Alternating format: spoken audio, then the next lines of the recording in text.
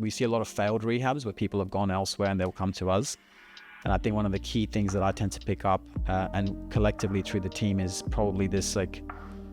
recurring trend of underloading, and I call it this sort of like physio pandemic of underloading, where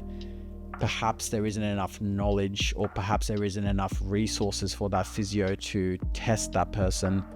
and they just end up being underloaded for the tissue that is symptomatic and problematic. So, you know, tendons, too much volume or not enough intensity, and then, you know, that person's just not getting better, and they're wondering when they go, I've been doing this rehab for like 3-4 months, you're still giving me a calf raise.